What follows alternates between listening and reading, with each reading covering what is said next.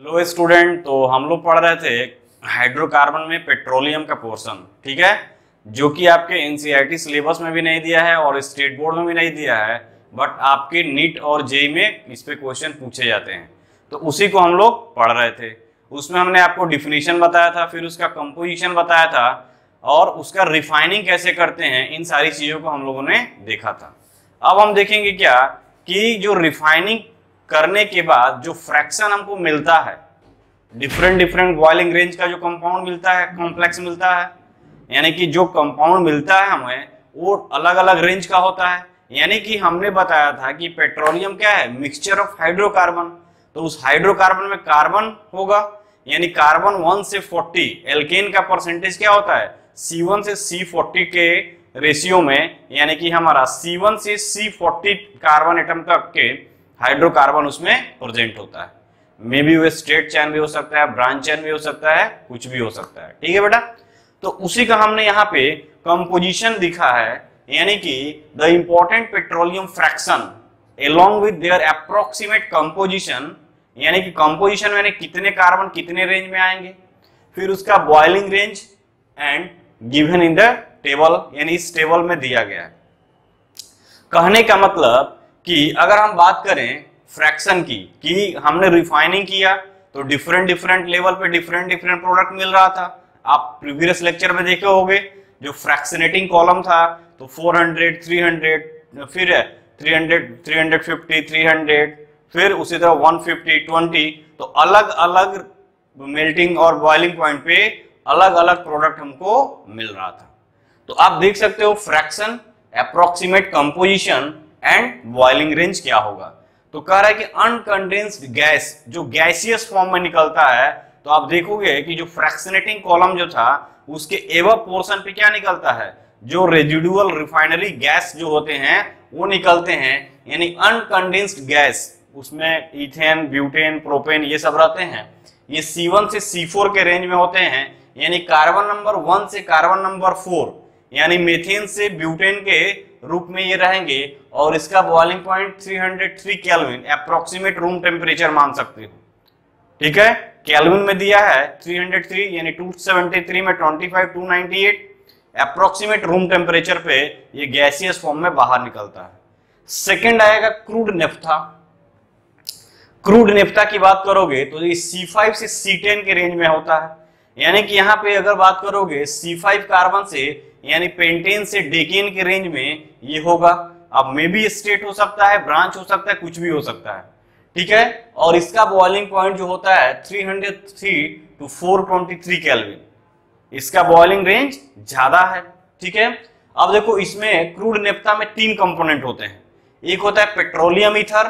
Petroleum ether का जो carbon का रेंज होता है वो C5 से C7 के रेंज में होता है, यानी कि पेंटेन से हेप्टेन के रेंज में होगा, ठीक है। उसी तरह और इसका जो बॉइलिंग रेंज 303 to 363 केल्विन के अराउंड होगा, ओके बेटा।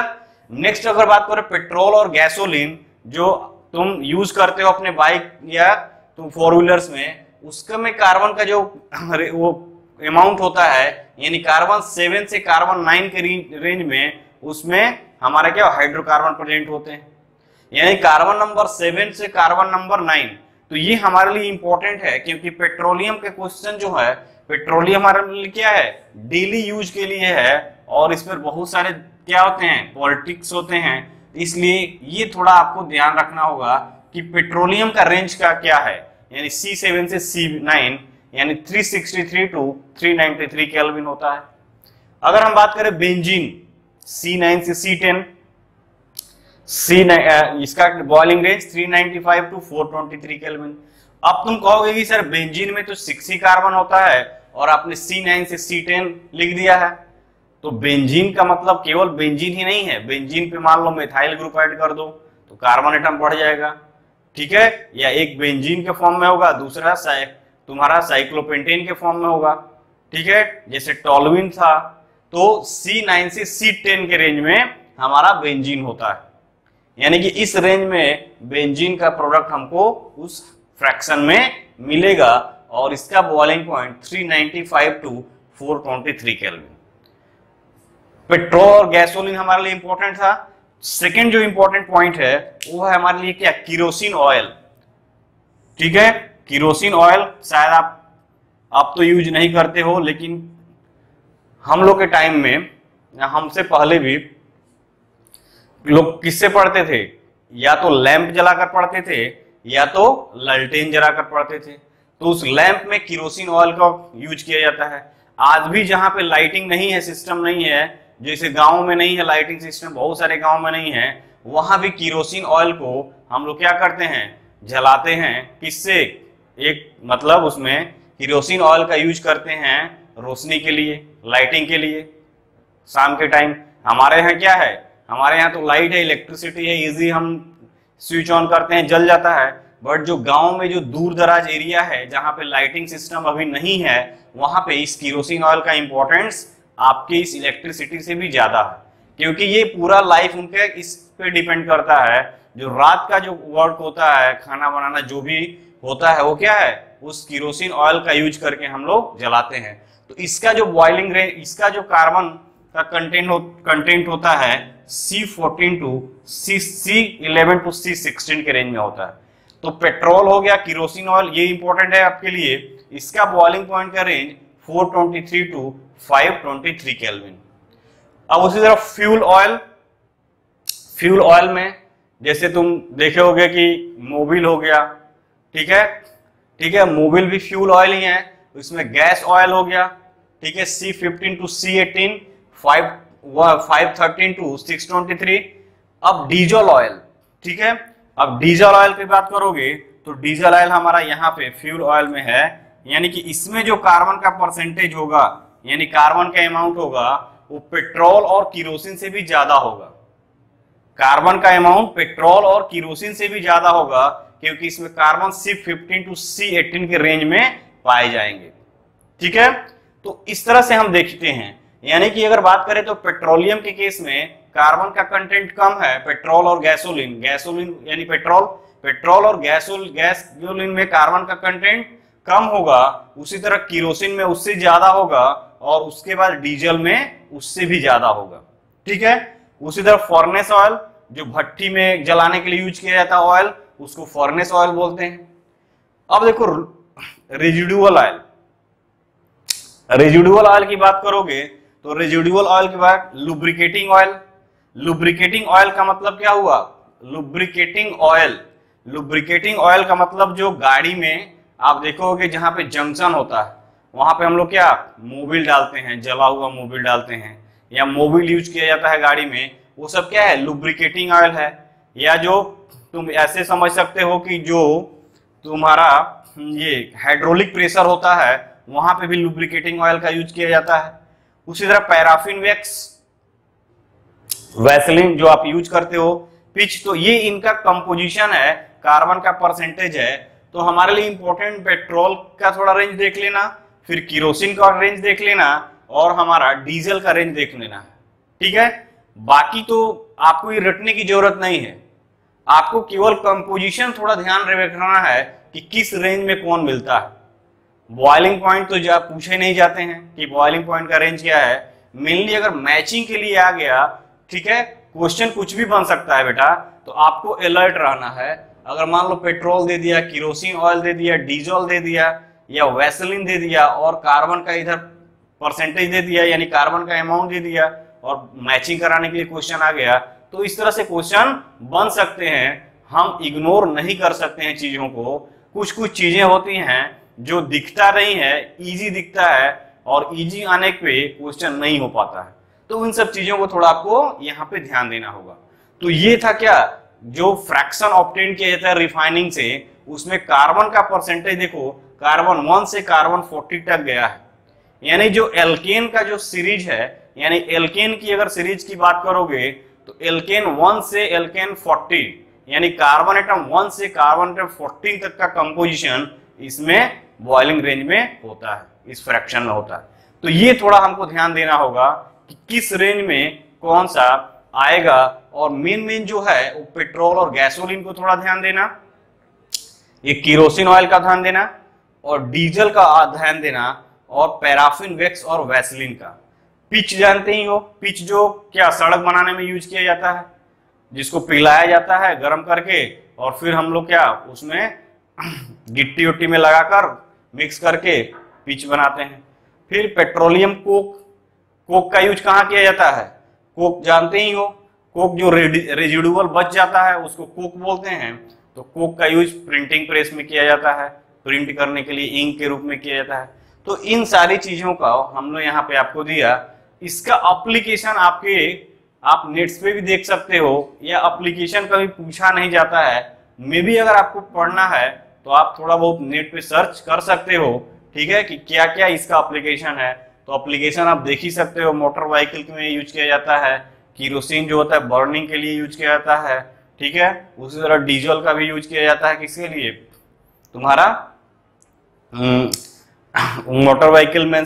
उसी तरह तुम्हारा वैसलीन का यूज करते ही हो तुम, ठीक है। लुब्रिकेटिंग ऑयल व्हीकल में यूज किया जाता है। तो इन सारी चीजों का एप्लीकेशन भी आप देख सकते हो। बट ये जो कार्बन का रेंज है 2-4, वो आपको थोड़ा क्या होना चाहिए, उस पर कॉन्सेंट्रेट होना जरूरी है, ठीक है। तो ये है हमारा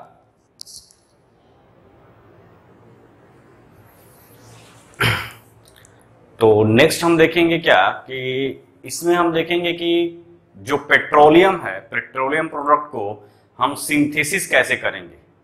सपोज करो जो हमारा डिपोजिशन है धीरे धीरे क्या हो रहा है, एग्जॉस्ट हो रहा है। तो एक टाइम ऐसा आएगा कि हमको नेचुरल पेट्रोलियम नहीं मिलेगा। तो एक अल्टरनेटिव पाथवे क्या है कि हम पेट्रोलियम प्रोडक्ट को सिंथेसाइज कैसे करेंगे, ठीक है। यानी आर्टिफिशियल मेथड्स क्या है पेट्रोलियम प्रोडक्ट का सिंथेसिस का। तो अभी तो हमको मिल रहा है तो हम इस पर ज्यादा फोकस्ड नहीं है। बट जैसे जैसे टाइम एक्सपेंड होगा, जैसे जैसे हमारा क्या होगा, माइनिंग में जो पेट्रोलियम प्रोडक्ट होंगे वो कम होते जाएंगे और हमारा पॉपुलेशन बढ़ते जाएगा, हमारा यूज बढ़ते जाएगा, धीरे धीरे वो कम होते जाएंगे। तो क्या होगा, हमको आर्टिफिशियली सिंथेसाइज करना पड़ेगा पेट्रोलियम का। तो उसके लिए 2 मेथड्स हैं, मेनली 2 मेथड्स है। तो कह रहा है वही कि petrol can be synthesize from किससे, कोल से। जो कोयला होता है उससे हम पेट्रोल का फॉर्मेशन कर सकते हैं।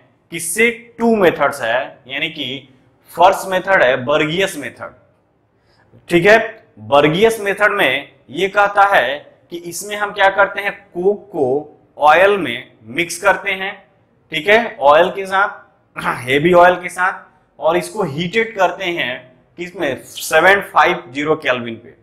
यानी कि ऑयल, अगर तुम वाटर लोगे तो क्या होगा, वाटर लोगे तो वाटर का बॉइलिंग पॉइंट कितना होता है, 100 डिग्री सेंटीग्रेड।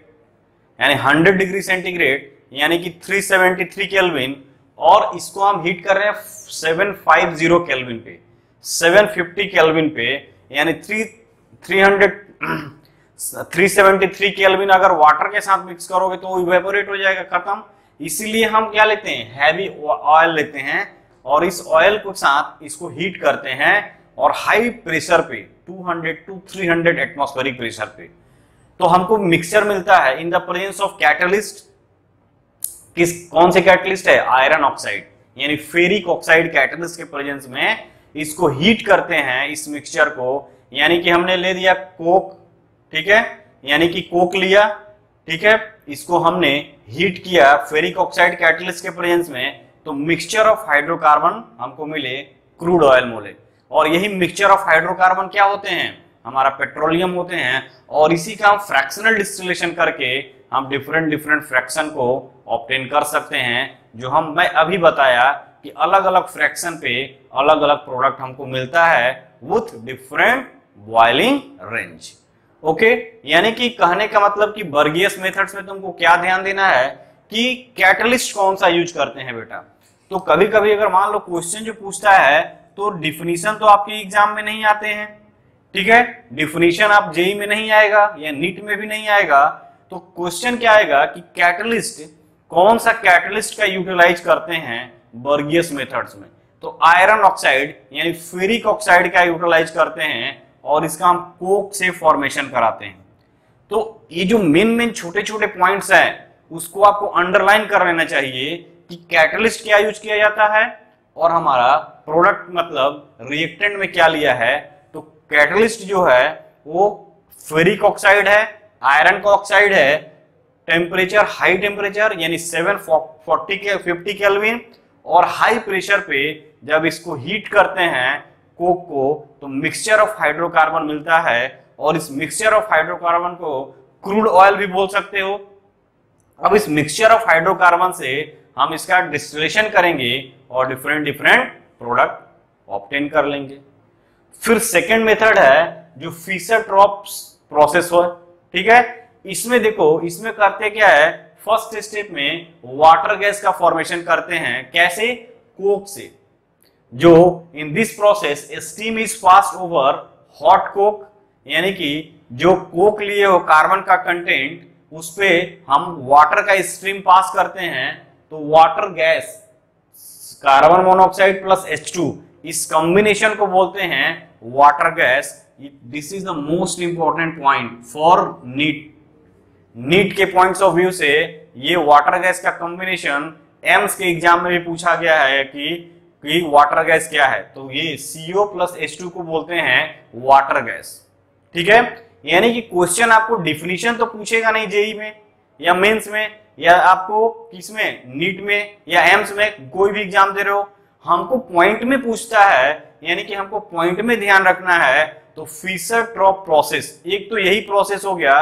क्या क्वेश्चन क्या बन सकता है कि synthesis of petrol can be done by Bergius method, Fischer Tropsch method, both, none of this, तो क्या हो जाएगा, बोथ मेथड्स। अब बोथ मेथड से हम बना सकते हैं। अब इस बोथ मेथड्स में, बर्गियस मेथड्स में कि क्या करते हैं, कोक लेते हैं, ठीक है, हेवी ऑयल के साथ इसको हीट करते हैं हाई टेम्परेचर और हाई प्रेशर पे in the presence of ferric oxide catalyst. अगर इसकी बात करो तो फिशर-ट्रॉप प्रोसेस में सबसे पहले हम कोक को वाटर यानी कि स्ट्रीम से पास कराते हैं, हीट स्ट्रीम से पास कराते हैं, तो वाटर गैस बनता है। तो वाटर गैस पे क्वेश्चन आया हुआ है, एम्स में इस पे क्वेश्चन आया हुआ कि कॉम्बिनेशन ऑफ वाटर गैस या वाटर गैस का कॉम्बिनेशन क्या है, तो यहाँ कार्बन मोनोऑक्साइड हाइड्रोजन दे देगा, नाइट्रोजन दे देगा, ऑक्सीजन दे देगा, तो क्या होगा, ये वाटर गैस है। अब इस वाटर गैस को हम क्या करते हैं, मिक्स करते हैं हाफ वॉल्यूम ऑफ हाइड्रोजन के साथ। इस वाटर गैस को हाफ वॉल्यूम ऑफ हाइड्रोजन के साथ हीट करते हैं, कितने, 473 केल्विन और 1 से 10 एटमॉस्फेरिक प्रेशर पे, तो हमको मिलता है मिक्सचर ऑफ हाइड्रोकार्बन। इंपॉर्टेंस क्या है, कैटलिस्ट। यहाँ पे देख रहे हो कैटलिस्ट का, ये कैटलिस्ट है। इसमें कैटलिस्ट के रूप में हम लिखते हैं कोबाल्ट, लिखते हैं 100 पार्ट्स यूज करेंगे।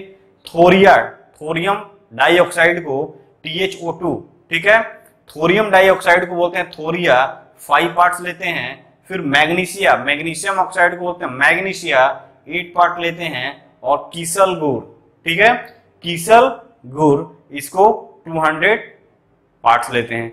ये डाइएटोमेटियस अर्थ होता है। ये एक तरह से मुझे लगता है कि एल्गा या फंजाई का पार्ट है। तो इन सबको कैटलिस्ट के रूप में यूज करते हैं और कैटलिस्ट का यूज करके हम इसका फॉर्मेशन करते हैं। तो हमारे लिए जो जेई और मेंस और नीट के लिए इंपॉर्टेंस क्या है, फिशर-ट्रॉप प्रोसेस में वाटर गैस का फॉर्मेशन, और दूसरा क्या है, इस कैटलिस्ट का, कौन सा कैटलिस्ट, तो कोबाल्ट 200 पार्ट्स, थोरिया लेते हैं 5 पार्ट्स, मैग्नीशिया 8 पार्ट्स और कीसल गुड़ 200 पार्ट्स, ठीक है। तो ये 2 मेथड्स है जिससे हम क्या करते हैं, पेट्रोल का सिंथेसिस हम आर्टिफिशियल वे में कर सकते हैं। मिक्सचर ऑफ हाइड्रोकार्बन दोनों में मिलता है, दोनों का फ्रैक्शनल डिस्टिलेशन करते हैं और फ्रैक्शनल डिस्टिलेशन करके हम क्या करते हैं, अलग अलग प्रोडक्ट को ऑब्टेन कर सकते हैं, ठीक है बेटा। तो ये है।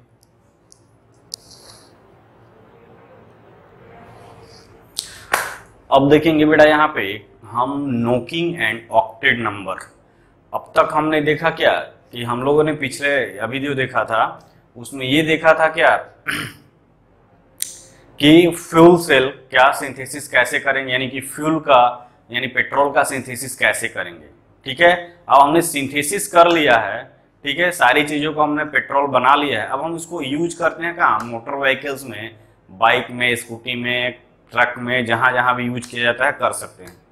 आप देखोगे क्या कि जब आप गाड़ी स्टार्ट करते हो कभी कभी, तो होता क्या है कि आवाज आती है, खस खस की आवाज आती है और गाड़ी स्टार्ट नहीं होता है, ठीक है, और एक जर्क लगता है, उसी को बोलते हैं नॉकिंग। ठीक है, तो नॉकिंग किसके कारण होता है? वो हमारा जो फ्यूल होता है उसी के कारण होता है। एक्चुअल में होता क्या है कि हम क्या करते हैं, पेट्रोल का अगर यूज करते हैं तो पेट्रोल का यूज करते हैं तो हमारे गाड़ी जो इंजन है उसमें क्या होता है, सिलेंडर होता है, और उस सिलेंडर में पिस्टन लगा होता है जो ऊपर नीचे उस सिलेंडर में होता रहता है।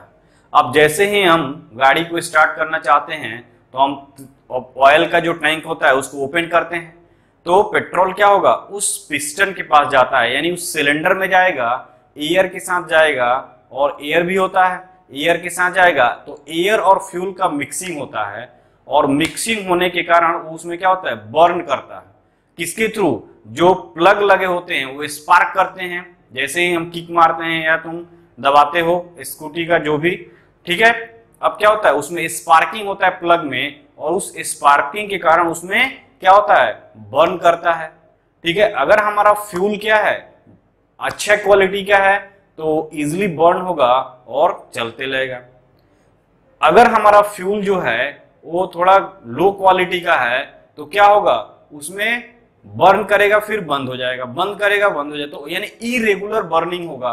और जब इरेगुलर बर्निंग होगा तो क्या करता है, वही हमको नॉक करता है, झटका देता है, जिसको हम बोलेंगे झटका देता है, वो हमको नॉकिंग फील कराता है। जैसे गाड़ी में बैठते हो तो कुछ खुश करता है, ठीक है, तो जो फुस फुस की आवाज आती है वो क्या है, नॉकिंग है। थोड़ा सा गाड़ी आगे बढ़ता है फिर रुक जाता है, थोड़ा सा बढ़ेगा फिर रुक जाएगा, यानी वही नॉकिंग होता है।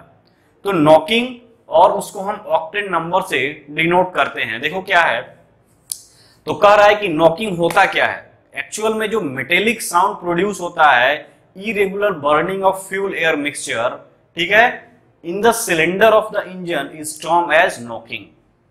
Knocking is nothing but irregular burning of fuel air mixture in the cylinder of the engine। यानी कि इंजन के जो सिलेंडर में इरेगुलर बर्निंग होता है, उससे जो मेटेलिक साउंड क्रिएट करता है, उस मेटेलिक साउंड क्रिएट करने के कारण हमको एक जर्क अनुभव होता है, उसी को बोलते हैं नॉकिंग। और वो इंजन पे बहुत बुरा प्रेशर क्रिएट करता है। ठीक है, अब कह रहा है कि it reduces the efficiency of engine and also causes damage to the cylinder and piston। अगर ऐसे होते रहेगा, अगर तुम फ्यूल यूज कर रहे हो और वो नॉकिंग ज्यादा दे रहा है तो क्या करेगा, वो तुम्हारे इंजन को डैमेज करेगा, उसका जो पिस्टन ऊपर नीचे हो रहा है इरेगुलर बर्निंग के कारण वो प्रॉपर वे में फंक्शन नहीं करेगा, और प्रॉपर वे में फंक्शन नहीं करेगा तो हमारा इंजन क्या हो जाएगा, खराब हो जाएगा। तो उस इंजन की इफिशियंसी को कम कर देता है। तो वही कह रहा है कि the extent of knocking depend upon the quality of fuel. ये जो नॉकिंग होगा कि नहीं होगा ये डिपेंड करता है क्वालिटी ऑफ फ्यूल्स पे, कि फ्यूल्स का क्वालिटी क्या है। फिर कह रहा है कि a fuel which has minimum knocking preferred property is always preferred। A fuel which has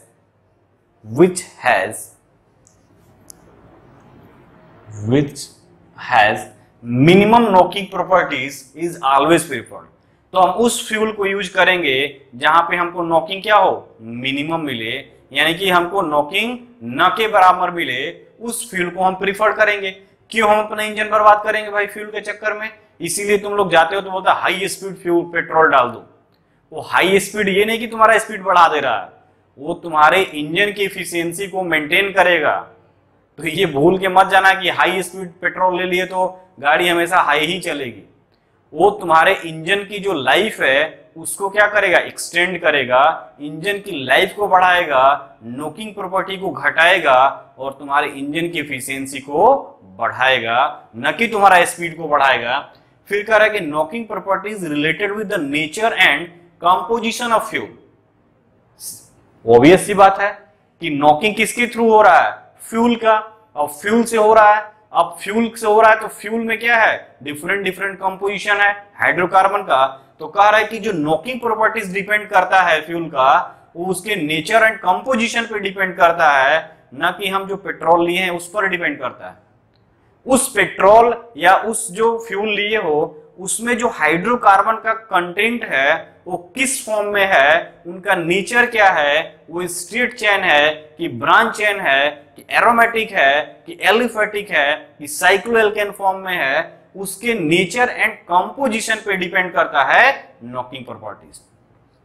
फिर कह रहे the knocking tendency of hydrocarbon is, यानी कि हाइड्रोकार्बन की अगर नॉकिंग टेंडेंसी की बात करोगे तो सबसे ज्यादा नॉकिंग टेंडेंसी होता है स्ट्रेट चेन एल्केन का, फिर उसके बाद आता है ब्रांच चेन एल्केन, फिर उसके बाद आता है एल्कीन, फिर उसके बाद आता है साइक्लोएल्केन, और सबसे कम नॉकिंग टेंडेंसी एरोमेटिक हाइड्रोकार्बन का होता है। यानी हम कह सकते हैं क्या कि जिस फ्यूल में एरोमेटिक हाइड्रोकार्बन का कंटेंट ज्यादा होगा उसमें नॉकिंग टेंडेंसी बहुत ही कम होगी, और नॉकिंग टेंडेंसी बहुत ही कम होगी वो बेस्ट फ्यूल होगा, वो सुपर फ्यूल होगा। यानी कि अगर तुम हाई स्पीड पेट्रोल लेने जा रहे हो इसका मतलब ये हुआ कि उस हाई स्पीड पेट्रोल में हमारा जो कंपोजिशन है पेट्रोल का उसमें maximum content aromatic hydrocarbon content किए हुए। क्लियर? नहीं क्लियर? फिर से बता दूं कि knocking tendency depend upon the nature and composition of fuel which ever you used. ठीक है, उसके कंपोजिशन और नेचर पे डिपेंड करता है। तो तुमको पता होना चाहिए कि जो फ्यूल्स होते हैं कार्बन 1 से कार्बन 40 का कंटेंट होता है। अब उसमें स्ट्रेट चेन एल्केन भी हो सकता है, ब्रांच चेन भी हो सकता है, ओलिफिन होता है, साइक्लिक फॉर्म भी हो सकता है, एरोमेटिक्स भी हो सकते हैं।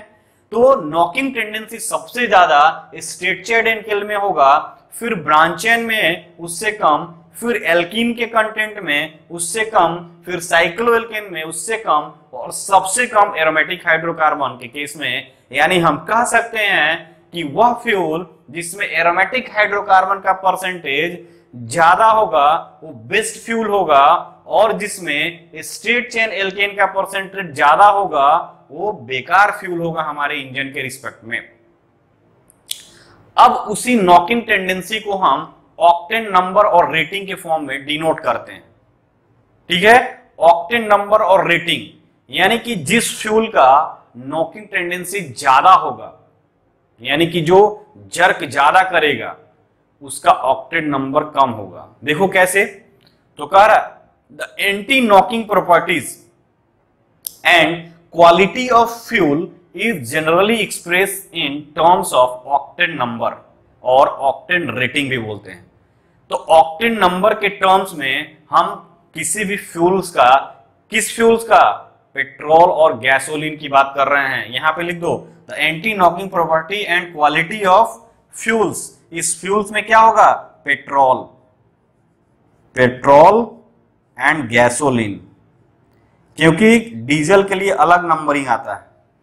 हमारा पेट्रोल और गैसोलीन के केस में ऑक्टेन नंबर का यूज करते हैं, डीजल के केस में कीटेन नंबर का यूज करते हैं, वो बाद की बात है। तो फ्यूल्स में यहां मेनली क्या होगा, पेट्रोल और गैसोलीन की बात करोगे तो कह रहा है कि जो एंटी नॉकिंग प्रॉपर्टीज होता है और क्वालिटी ऑफ फ्यूल्स होता है वो हम एक्सप्रेस करते हैं ऑक्टेन नंबर में। ठीक है, अब कह रहे हैं उसके लिए हम 2 प्योर हाइड्रोकार्बन को स्टैंडर्ड मानक बनाए हुए हैं।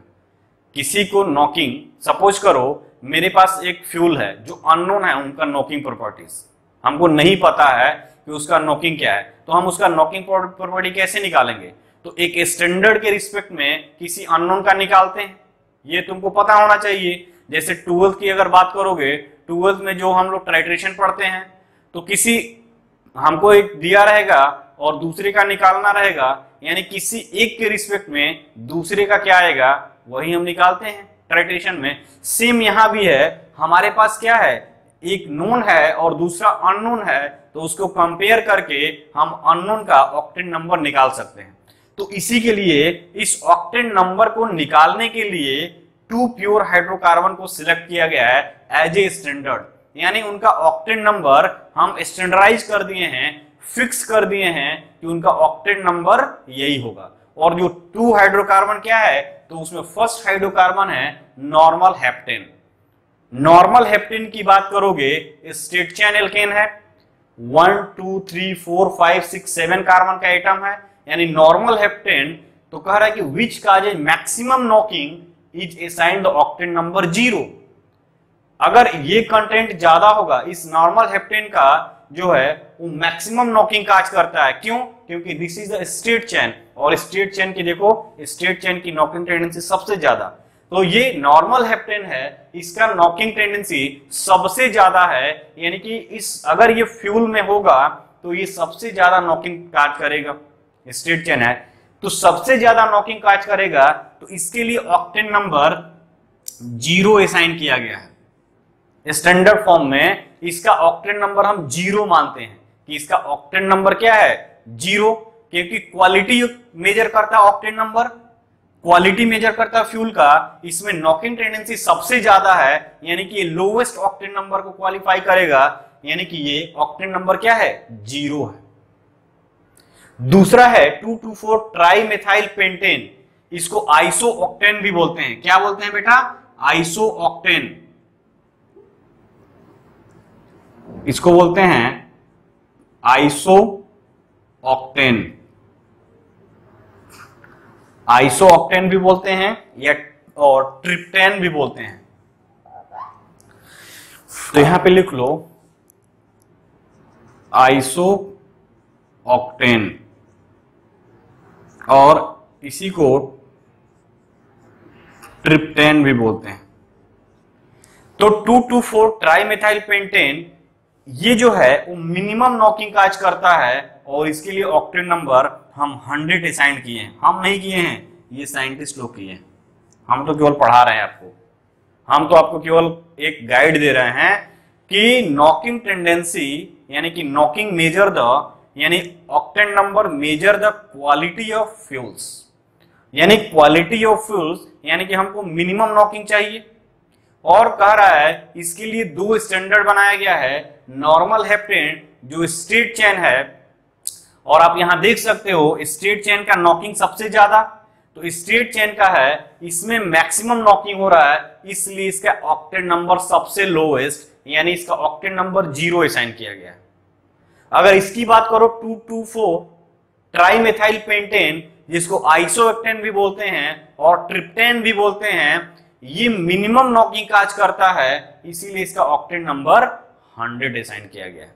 यानी हम कह सकते हैं कि वह फ्यूल बेस्ट होगा जिसका ऑक्टेन नंबर क्या हो, ज्यादा हो, यानी कि best quality fuel have greater octane number as compare to worst quality fuel. यानी कि हमारा अगर बात करें ऑक्टेन नंबर का, तो जितने ज्यादा ऑक्टेन नंबर होगा उतने बेस्ट क्वालिटी क्या होगा, पेट्रोल या गैसोलीन होगा। तो ऑक्टेन नंबर किसके लिए यूज करते हैं, पेट्रोल या गैसोलीन के लिए। तो ये हमको ध्यान रखना है कि ऑक्टेन नंबर की ये 2 स्टैंडर्ड दिया गया है, नॉर्मल हेप्टेन और ये 2,2,4 ट्राईमेथाइल पेंटेन। नॉर्मल हेप्टेन का मैक्सिमम नॉकिंग काज करता है, यानी कि वो सबसे ब्रस्ट कंडीशन वाला फ्यूल होगा, इसलिए इसका octane number 0 minimum octane number. और ये क्या है, दूसरा स्टैंडर्ड है वो ट्रिप्टेन या आइसो ऑक्टेन, ये मिनिमम नॉकिंग काज करता है, इसलिए इसका असाइन किया गया ऑक्टेन नंबर 100। ओके बेटा, तो ये है ऑक्टेन नंबर के बारे में।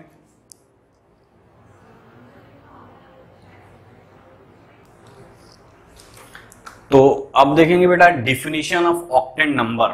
ठीक है, ऑक्टेन नंबर का डिफिनीशन क्या है, तो कह रहा है it may be defined as the percentage of iso-octane by volume in a mixture of iso-octane and heptane that has the same anti-knocking properties as the fuel under examination।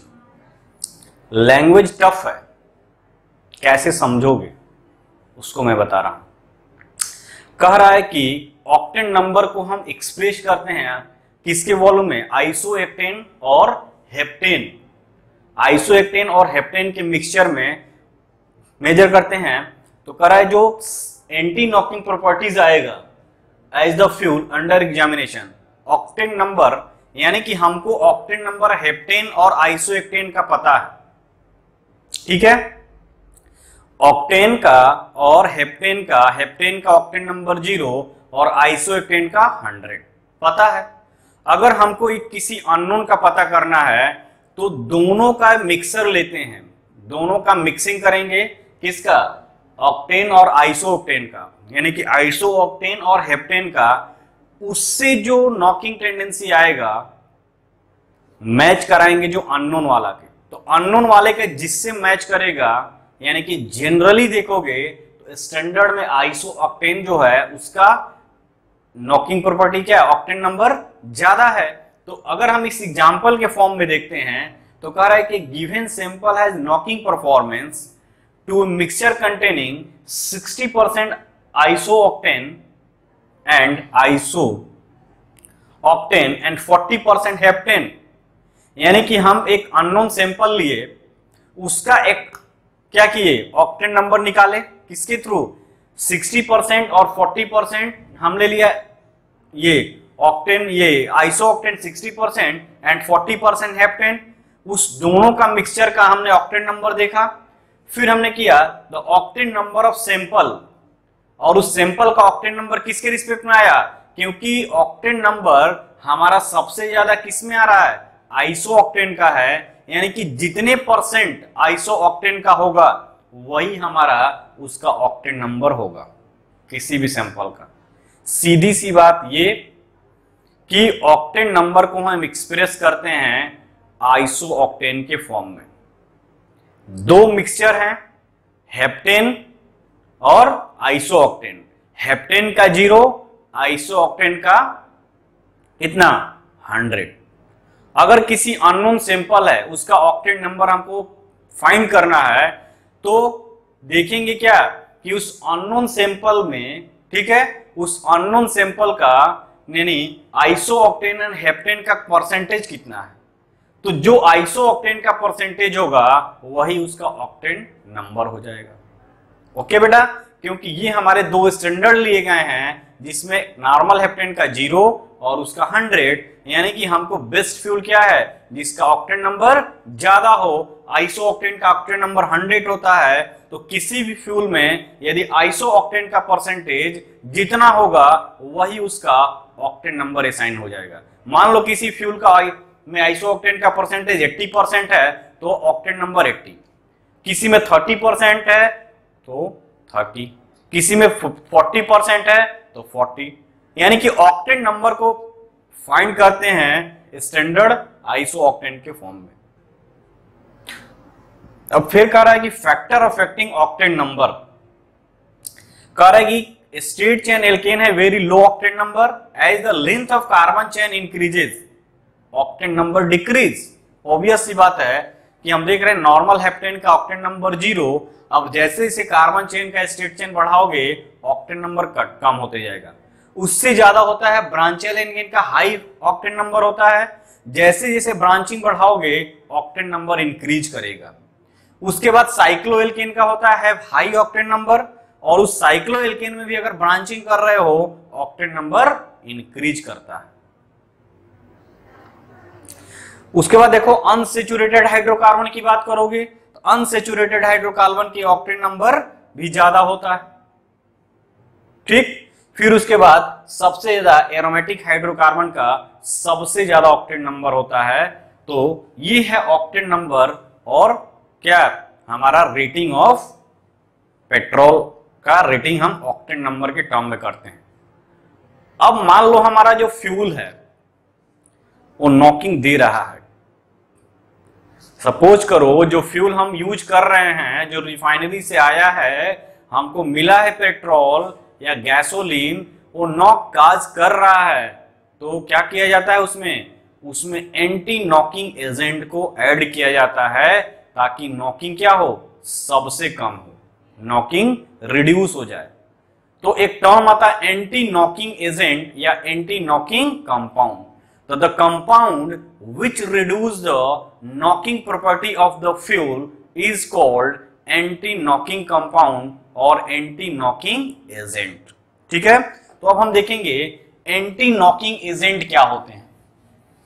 बहुत ही ये anti-knocking वाला जो है ना बेटा, ये बहुत बार क्वेश्चन आया हुआ कि एंटी नॉकिंग एजेंट कौन है, एंटी नॉकिंग एजेंट कौन है। ये आप देखोगे पिछले 15-20 साल के क्वेश्चन, खासकर जेई नहीं, नीट की क्वेश्चन देखोगे, ये ट्रिपल ई का जब एग्जाम होता था तो एंटी नॉकिंग का हमेशा एक ना कहीं अलग अलग स्टेट गवर्नमेंट एग्जाम लेती थी। अब तो सिंगल हो गया है, तो अलग अलग जब एग्जाम लेती थी तो हर साल किसी न किसी स्टेट लेवल पे या इवन एआई ट्रिपल ई में भी एंटी नॉकिंग पे क्वेश्चन जरूर बनता था कि which compound is act as anti knocking agent. तो हम डालेंगे हेडिंग एंटी नॉकिंग एजेंट। क्या डालोगे बेटा? एंटी नॉकिंग एजेंट, और इसी को क्या बोल सकते हो? कंपाउंड। तो नॉकिंग हमारे इंजन के लिए क्या है? बेकार है, बेकार करता है, हमारे इंजन को खराब करता है।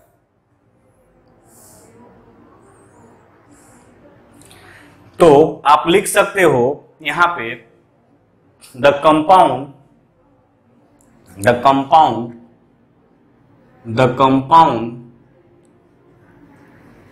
compounds which are added to petrol or gasoline to reduce knocking properties,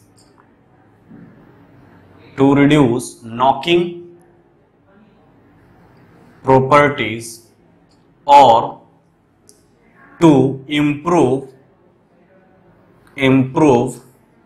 octane number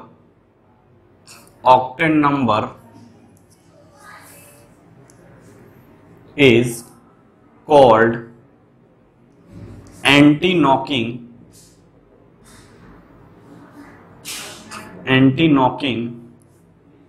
agent or compounds। ठीक है, यानी कि the compound which are added to petrol और gasoline to reduce knocking properties और to improve octane number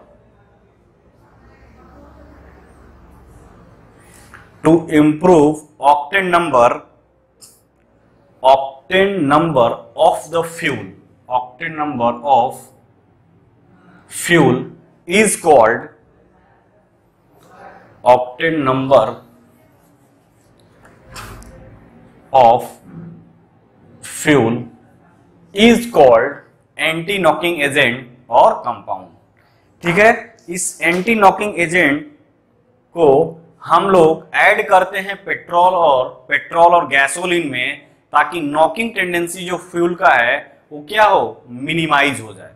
okay बेटा, अब ये anti knocking agent क्या है? तो the best anti knocking agent is, तो यहां पे लिखोगे एग्जांपल में the best anti knocking agent is tetra ethyl lead. इसी को बोलते हैं TEL, tetra ethyl lead. Tetra ethyl lead का फॉर्मूला क्या हो जाएगा? ये PB इथाइल यानी C2H5 this is the chemical formula of किसका? टेल का, TEL, टेट्रा इथाइल लेड। ये टेट्रा इथाइल लेड जो है एंटी नॉकिंग एजेंट यानी बेस्ट एंटी नॉकिंग एजेंट का काम करता है। तो यहां पे लिखोगे TEL is used as anti-knocking agent. TL is used as anti-knocking agent in the following mixture: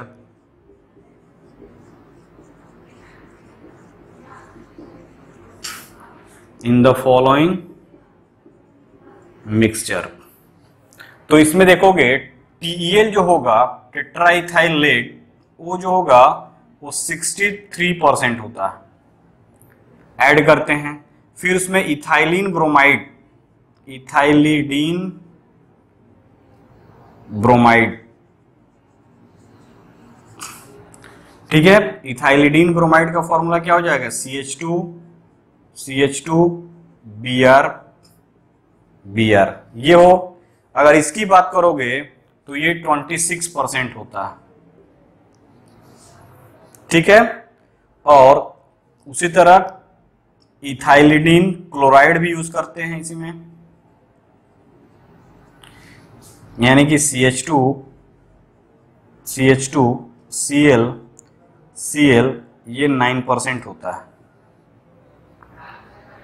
तो इस तरह से हम इसको यूज करते हैं मिक्सचर के फॉर्म में। अब इसका बहुत ही कम परसेंटेज, बहुत ही, 1 गैलन यदि हमारा पेट्रोल या डीजल पेट्रोल है तो उसमें हम क्या करते हैं, 1 से 2 ml ये इस मिक्सचर को ऐड करते हैं टेट्राइथाइल लेड का।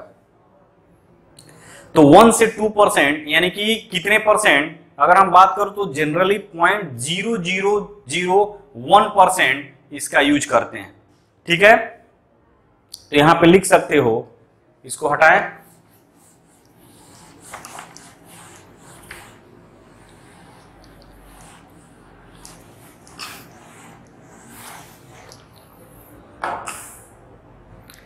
generally 0.001% of TeL mixture is used in petrol or gasoline, ठीक है। gasoline, the added petrol, the added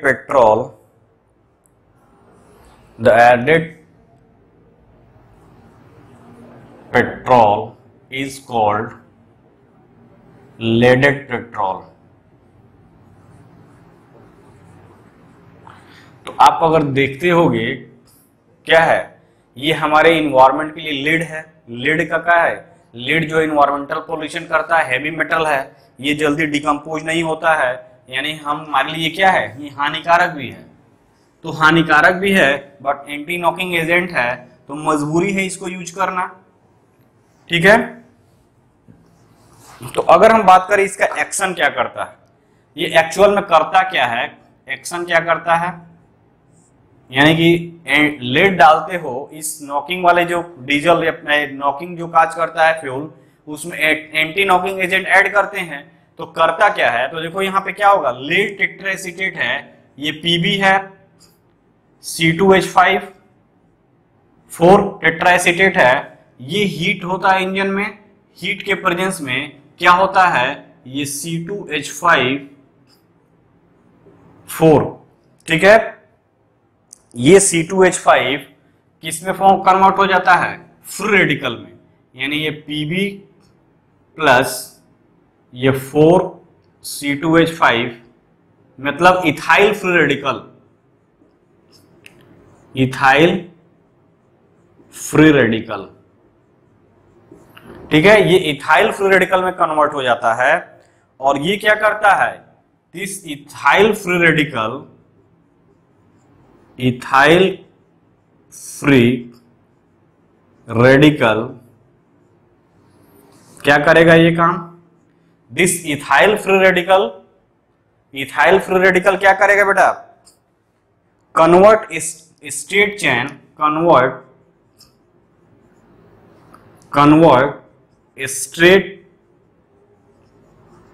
straight chain hydrocarbon, straight chain alkane या straight chain hydrocarbon to branch chain hydrocarbon HCS लिखते हैं, hydrocarbons, and improved the octane number of fuel. सीधी सी बात है कि स्ट्रेट चेन का जो ऑक्टेन नंबर होता है वो लो होता है, तो क्या करेगा, ये फ्री रेडिकल जनरेट हुआ, तो जो टेट्राइथाइल लेड ऐड करते हो बेटा, जैसे क्या होगा, ये ब्रेक होगा in the presence of heat, engine होगा, इंजन में हीटिंग होगा, उससे ये ब्रेक करेगा टेट्राइथाइल लेड, और ये इथाइल फ्री रेडिकल में कन्वर्ट होगा, और ये इथाइल फ्री रेडिकल क्या करेगा, इस इथाइल फ्री रेडिकल जो हमारा पेट्रोल में है क्या है, स्ट्रेट चेन एल्केन है, जो नॉकिंग काज कर रहे थे उनको क्या करेगा, कन्वर्ट करेगा स्ट्रेट चेन को किसमें, ब्रांच चेन हाइड्रोकार्बन में, एंड इंप्रूव कर देगा क्या, ऑक्टेन नंबर, क्योंकि ब्रांच चेन का ऑक्टेन नंबर ज्यादा होता है किससे, स्ट्रेट चेन से, और ऑक्टेन नंबर ज्यादा तो फ्यूल का क्वालिटी इंक्रीज कर जाएगा, नॉकिंग टेंडेंसी डिक्रीज कर जाएगा, तो टेट्राइथाइल लेड यही काम करता है। दूसरा क्या कर सकता है, this ethyl radical combined with this, दूसरा रीजन क्या कर सकता है, this ethyl radical combines with किससे कंबाइन करेगा, combined with radical produced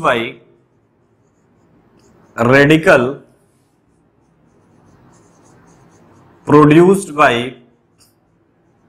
irregular burning of fuel. अब जो नॉकिंग हो रहा था, इरेगुलर बर्निंग हो रहा था फ्यूल का, तो उस इरेगुलर बर्निंग से जो रेडिकल बने थे उससे क्या हुआ, इथाइल रेडिकल कंबाइंड हो जाएगा और उसको हटा देगा, और जब उसको हटा देगा तो स्मूथली क्या हो जाएगा, इंजन वर्क करने लगेगा। तो दो रीजन है, यानी कि दो एक्शन है इसका, या तो ये क्या करेगा, स्ट्रेट चेन को ब्रांच चेन में कन्वर्ट कर दे तो ऑक्टेन नंबर इंप्रूव कर देगा, या दूसरा क्या कर सकता है कि जो इथाइल रेडिकल है वो इरेगुलर बर्निंग से जो प्रोड्यूस हुआ है रेडिकल, उससे क्या करे, कंबाइन करके उसको हटा दे। अब इसमें ये तो एंटी नॉकिंग एजेंट का काम हो गया। अब देखो इस एंटी नॉकिंग एजेंट में ये जो लीड बच गया है, ये लीड जो बच गया है वो इंजन में डिपोजिटेड होने लगता है। तो डिसएडवांटेज भी है इसका डिसएडवांटेज भी है, इसीलिए आजकल देखते होगे तो लिखता है अनलेडेड पेट्रोल, यानी कि उस पेट्रोल में हम लेड का यूज, एंटी नॉकिंग एजेंट का यूज नहीं किया गया है।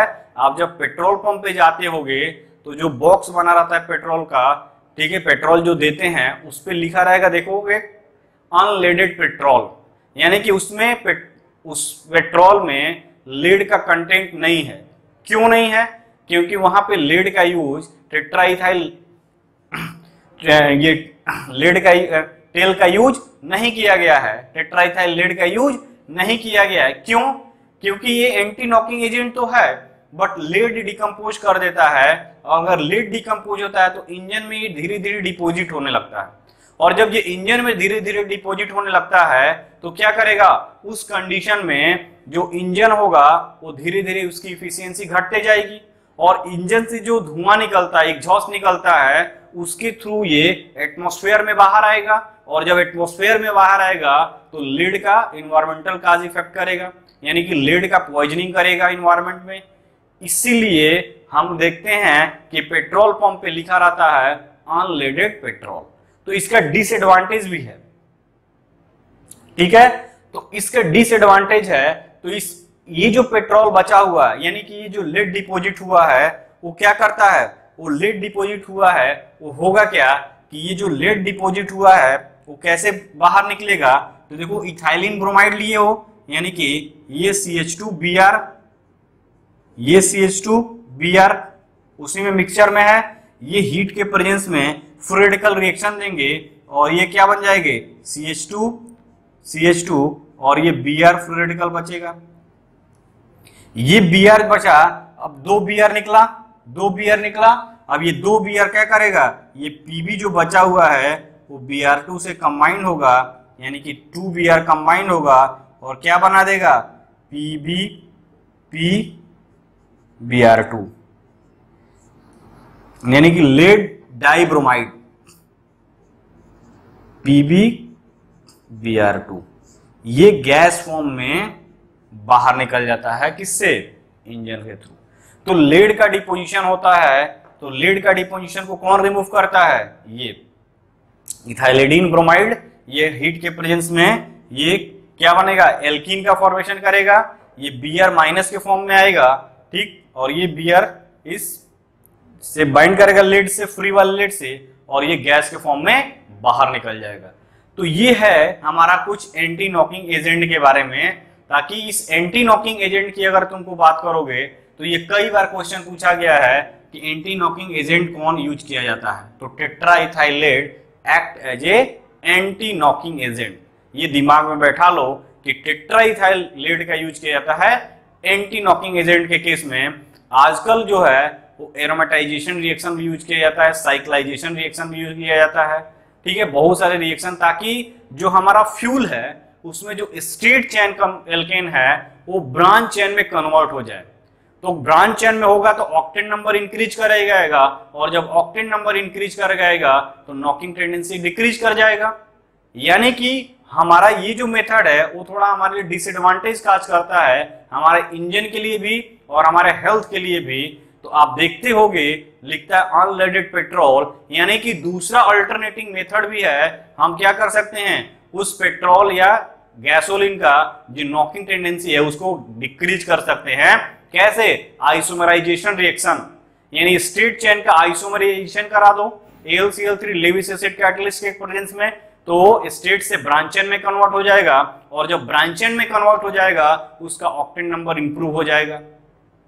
या एरोमेटाइजेशन करा दो, एरोमेटाइजेशन क्रोमियम ऑक्साइड और एल्युमिनियम ऑक्साइड का मैंने बताया कि यदि हमारा क्या है, हमारा जो साइक्लोएल्केन है वो एरोमेटाइज हो जाएगा, तो एरोमेटिक हाइड्रोकार्बन का ऑक्टेन नंबर सबसे ज्यादा, ऑक्टेन नंबर इंक्रीज करेगा, उसकी फ्यूल की एफिशिएंसी इंक्रीज करेगी, नॉकिंग टेंडेंसी डिक्रीज करेगी, फ्यूल की क्वालिटी इंक्रीज कर जाएगी। तो ये सारा जो है, अब हम इस ट्रेंड में हैं कि हम लीड की जगह क्या यूज कर सकते हैं, अदर मेथड को यूज कर सकते हैं। तो ये था हमारा इस पर किसका, नॉकिंग और ऑक्टेन नंबर के रिस्पेक्ट में, और ये एंटी नॉकिंग एजेंट। अब इस पर एक क्वेश्चन है मेरे पास, क्वेश्चन क्या है, give the decreasing order of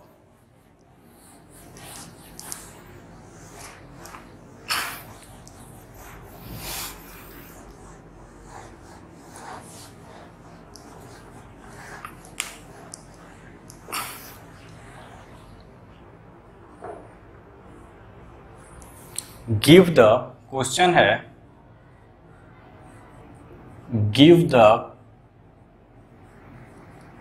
decreasing order of octane rating of following compound of following. ठीक है, फर्स्ट क्या है, वो हमारे पास है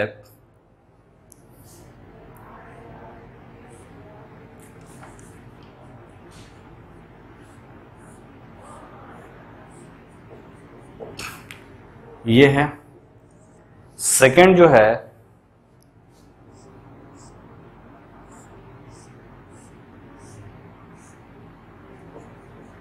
वो ये है, थर्ड जो है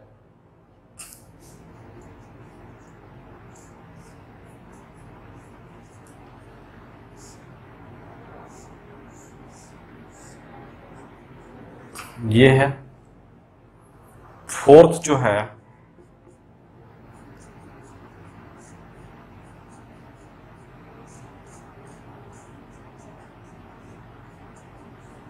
ये है, फिफ्थ जो है ये है, और सिक्स जो है वो ये है, कह रहा है कि give the decreasing order of octane rating of the following, ठीक है।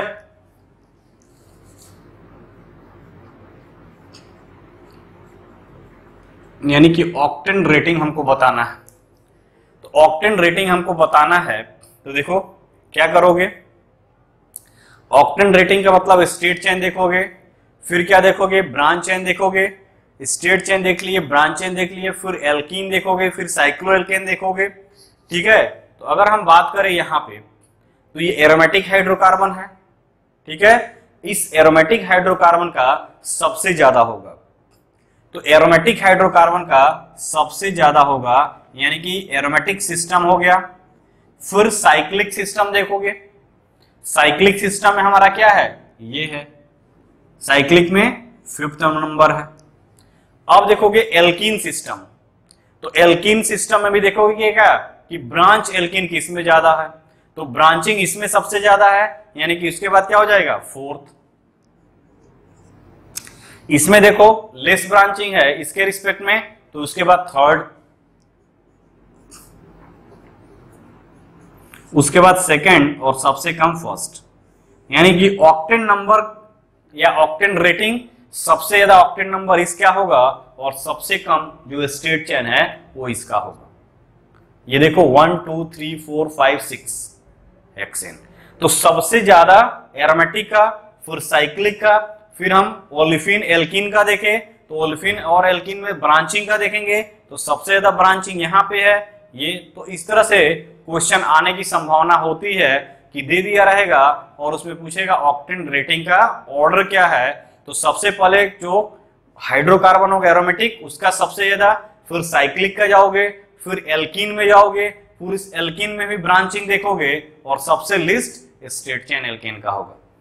ठीक है बेटा, तो ये था क्या आज का लेक्चर में हमारे पास क्या octane number, anti knocking agent, ठीक है, और किस मेथड से हम पेट्रोल का सिंथेसिस करते हैं। नेक्स्ट जो होगा लास्ट टॉपिक होगा इस एल्केन का हाइड्रोकार्बन पोर्शन का, उसमें हम देखेंगे कीटन नंबर क्या होता है, और हमारा कुछ कोल के से रिलेटेड क्वेश्चन आते हैं उसको देखेंगे। अब इतने मतलब कि एक लेक्चर और होगा तो ये कंप्लीट हो जाएगा हमारा हाइड्रोकार्बन का एल्केन पोर्शन। ठीक है बेटा, तो आज इस लेक्चर को यहीं क्लोज करते हैं।